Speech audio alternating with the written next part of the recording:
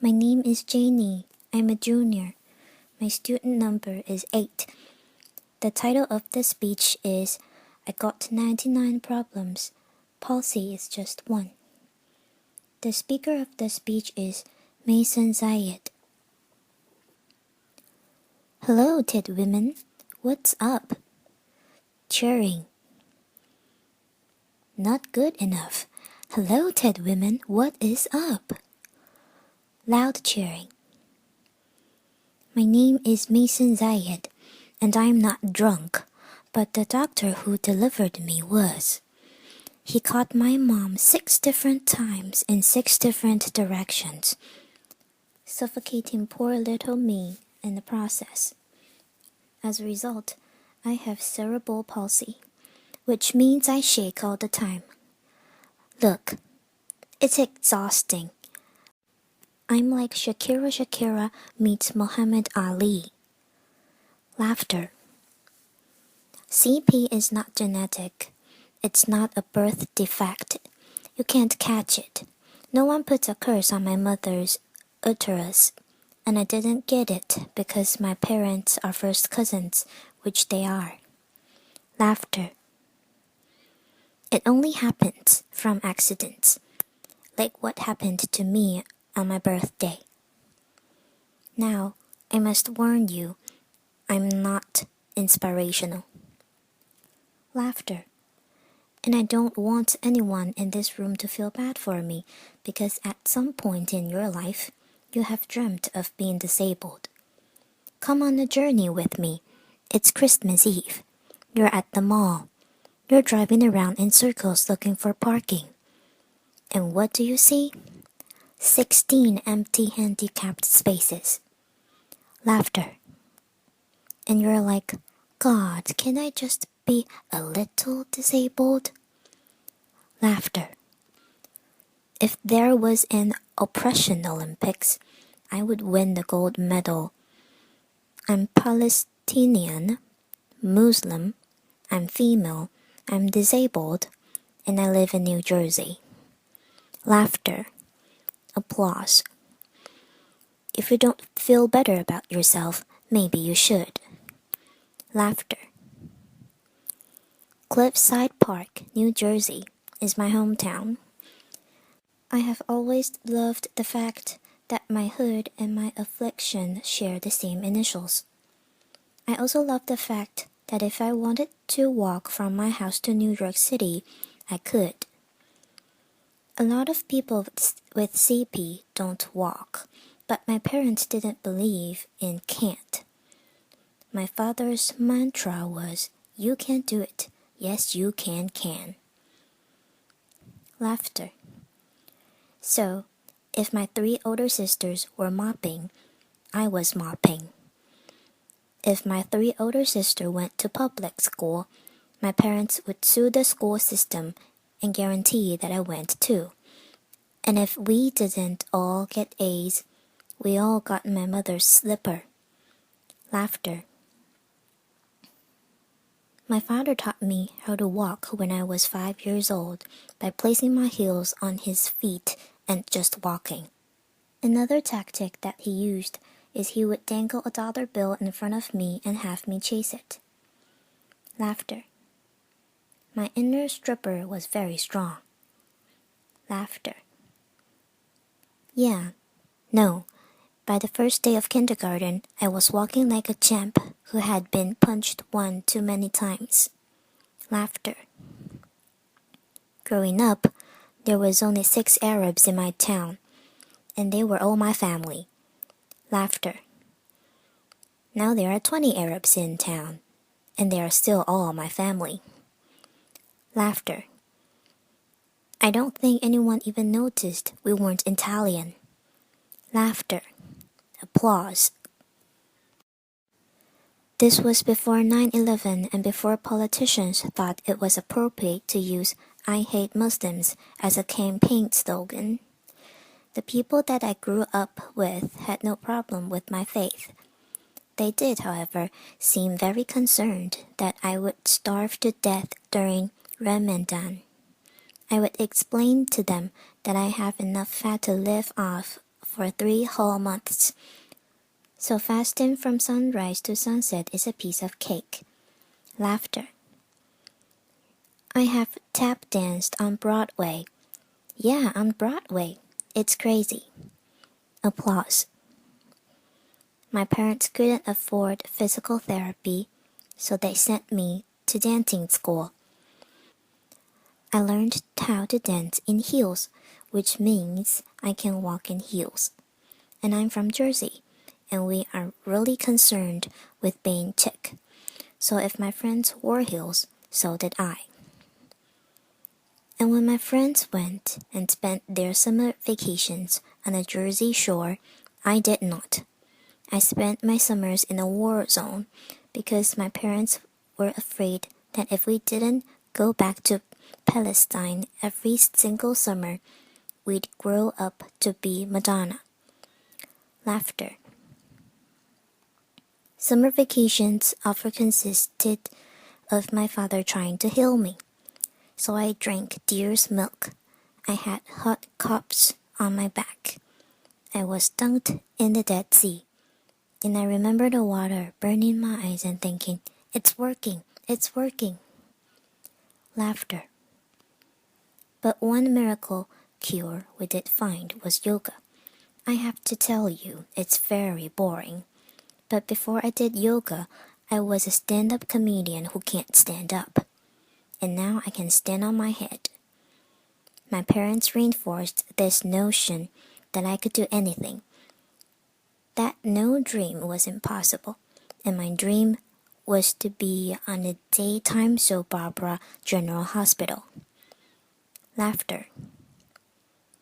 I went to college during affirmative action and got a sweet scholarship to ASU, Arizona State University, because I fit every single quota.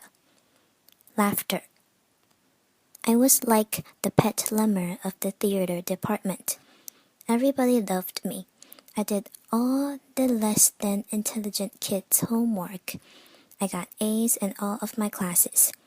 A's in all of their classes. Laughter.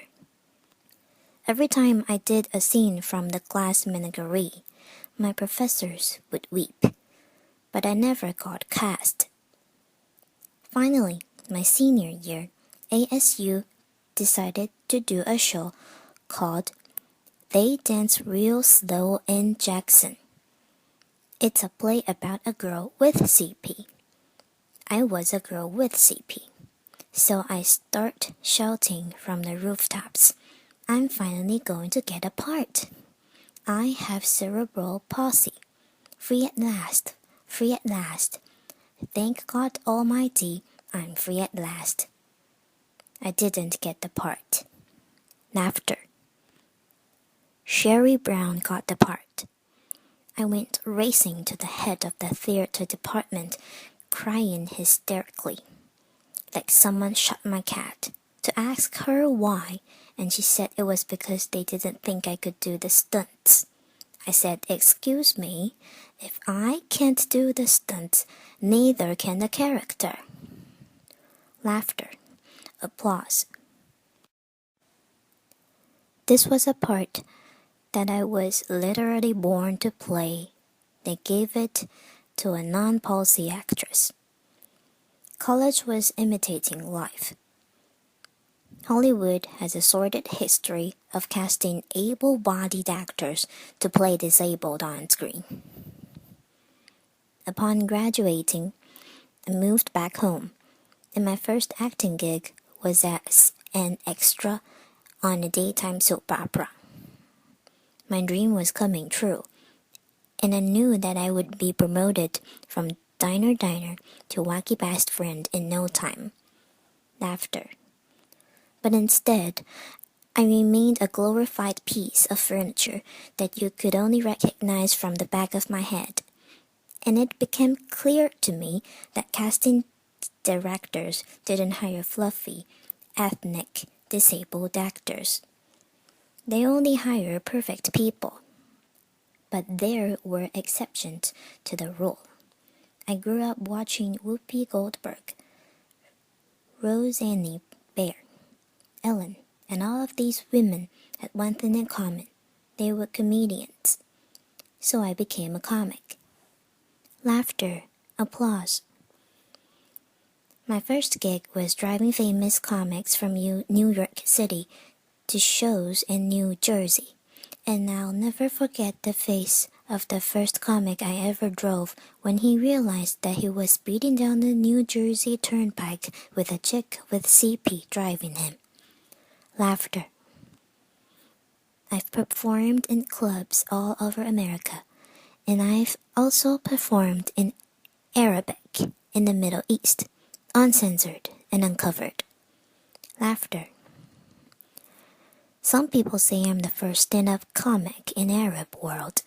I never like to claim first, but I do know that they never heard that nasty little rumor that women aren't funny, and they find us hysterical. Laughter. In 2003, my brother from another mother and father, Dean Obidala, and I started the New York Arab American Comedy Festival, now in its 10th year. Our goal was to change the negative image of Arab Americans in media, while also remaining casting directors that South Asian and Arab are not synonymous. Laughter. Mainstreaming Arabs was much easier than conquering the challenge against the stigma against disability. My big break came in 2010. I was invited to be a guest on a cable news show, Countdown with Keith Olbermann. I walked in looking like I was going to the prom, and they shuffled me into a studio and sit me on a spinning, rolling chair. Laughter. So I looked at the stage manager and I'm like, "Excuse me, can I have another chair?" And she looked at me and she went, 5, 4, 3, 2. And we were live, right? So I had to grip onto the anchor's desk so that I wouldn't roll off the screen during this segment. And when the interview was over, I was livid. I had finally gotten my chance and I blew it. And I knew I would never get invited back. But not only did Mr. Olbermann invite me back, he made me a full-time contributor, and he taped down my chair. Laughter. Applause. One fun fact that I learned while on air with Keith Olbermann was that humans on the internet are scumbags. Laughter. People say children are cruel, but I was never made fun of as a child or an adult. Suddenly, my disability on the World Wide Web is a fair game. I would look at clips online and see comments like, "Yo, why is she tweaking? Yo, is she retarded?" And my favorite, "Poor Gumby-mouthed terrorist. What does she suffer from? We should really pray for her." One commenter even suggested that I add my disability to my credits: screenwriter, comedian, palsy. Disability is as visual as race. If a wheelchair user can't play Beyonce, then Beyonce can't play a wheelchair user. The disabled are the largest. Yeah, clap for that, man, come on. Applause. People with disabilities are the largest minority in the world, and we are the most underrepresented in entertainment. The doctor said that I wouldn't walk, but I'm here in front of you. However, if I grew up with social media, I don't think I would be. I hope that together we can create more positive images of disability in the media and in everyday life. Perhaps if there were more positive images, it would foster less hate on the internet. Or maybe not. Maybe it still takes a village to teach our children well. My crooked journey has taken me to some very spectacular places. I got to walk the red carpet, flanked by soap diva Susan Lucci and the iconic Lorraine Arbus. I got to act in a movie with Adam Sandler and work with my idol, the amazing Dave Matthews. I toured the world and as a headliner on Arabs Gone Wild. I was a delegate representing the great state of New Jersey at the 2008 DNC. And I founded Mayson's Kids, a charity that hopes to give Palestinian refugee children a sliver of the chance my parents gave me. But the one moment that stands out the most was when I got, before this moment, laughter, applause. But the one moment that stands out the most was when I got to perform for the man who floats like a butterfly and stings like a bee, had Parkinson's, and shakes just like me, Muhammad Ali. Applause. Applause ends. It was the only time that my father ever saw me perform live, and I dedicate this talk to his memory. Arabic. Allah Yahamak Yaba. English. My name is Maysoon Zayid, and if I can, you can. Cheering. Applause. This is the end of the speech.